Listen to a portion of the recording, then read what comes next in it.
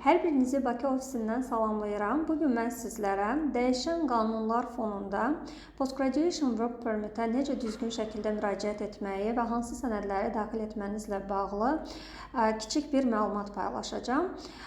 Qeyd edim ki, artıq bildiyiniz kimi noyabrın 1-i 2024-cü ildən sonra etibarən Post-Graduation Work Permit-ə müraciətlə bağlı müəyyən qanunlar dəyişdi. Bunlardan biri də dil tələbinin tətbiq olunmasıdır. Belə ki, siz artıq müraciət edərkən, yəni məzun olduğunuz təhsil müəssisəsindən asılı olaraq dil sertifikatınızı da müraciətə daxil etməlisiniz. Məsələn, əgər kollec məzunusunuzsa, o zaman CLB 5, Canadian Language Benchmark olaraq 5 nəticəniz olmalıdır ki, siz müraciətinizə daxil edəsiniz. Əgər yox, siz fransız dilli tələbəsinizsə və fransız dilli proqramdan məzun olmuşsunuzsa, o zaman NCLC 5 dərəcəsinə müraciətinizə daxil etməlisiniz. Hansı növ test imtahan nəticələri daxil edilməlidir? Bu, bildiyiniz kimi, akademik deyil, General IELTS və yaxud CELPIP General Training və ya Pearson Test, PT Core daxil edə bilərsiniz. Əgər yox, siz universitet məzunusunuzsa, yəni bakalavr, magistratura və ya doktorantura məzunusunuzsa, o zaman daha yüksək ingilis dili nəticəsi və ya fransız dili nəticəsi daxil etməniz tələb olunur. Bu isə CLB 7-yə uyğun olmalıdır.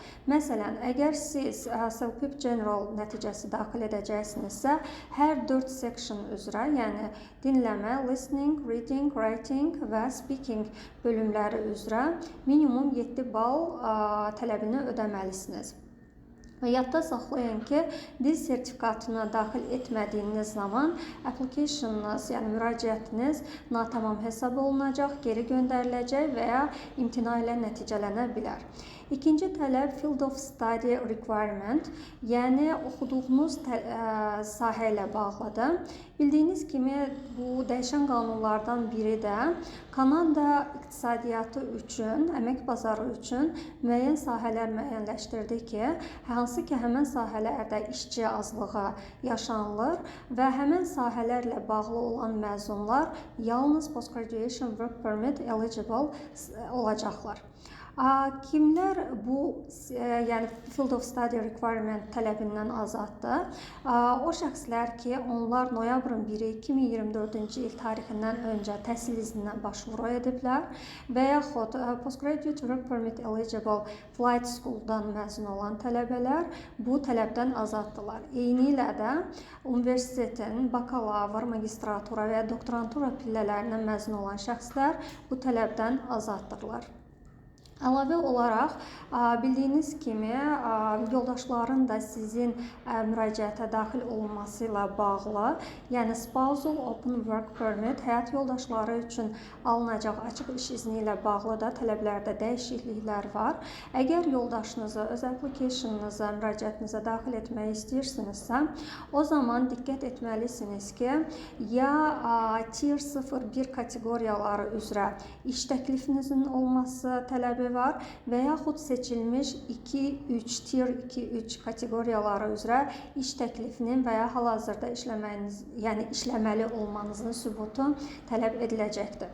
Və yaxud əgər high skilled, yəni yüksək ixtisaslı Permanent Pathway proqramlarından birinə başvuru etmişsinizsə və yəni applicationınız artıq ilkin, yəni müddəti, ilkin tələbləri ödəyib və qəbul olunubsa və yaxud da low skilled kateqoriyası üzrə PR başvurusu etmişsinizsə, bunun sübutunu da daxil edərək müraciətdə də yoldaşınıza müraciətinizə daxil edə biləcəksiniz. Və burada başqa diqqət etməli olduğunuz məqamlardan biri də müraciətə təhsilinizi bitirdikdən 180 gün çərçivəsində müraciət etməyinizdir. Yəni, bu müddəti keçdikdən sonra artıq siz Post-Graduation Work Permit-ə müraciət edə bilməzsiniz. Və çox diqqətli olmalısınız ki, başvuru zamanı müraciətdə ərizə formalarını düzgün şəkildə doldurasınız, tələb olunan sənədləri müraciətinizə daxil edəsiniz ki, müraciətiniz müsbət nəticələnsin. Bildiyiniz kimi Postgraduation Work Permit once in a lifetime chance-dır. Yəni siz Kanadada 4 və yaxud yəni birdən çox kollec və ya universitetdən məzun olsanız belə yalnız bir dəfə Postgraduation Work Permit alma şansınız var. Ona görə də diqqətli olun ki, müraciətiniz müsbət nəticələnsin. Hər hansı bir natamam müraciət və ya qeyri-peşəkar edilmiş müraciət və baxılma müddəti 180 günü keçərsə və nəticədə imtina aldığınız zaman siz out of status olursunuz və Postgraduation Work Permit imkanından artıq yararlana bilmirsiniz. Diqqətli olun və hər birinizə uğurlar arzulayıram.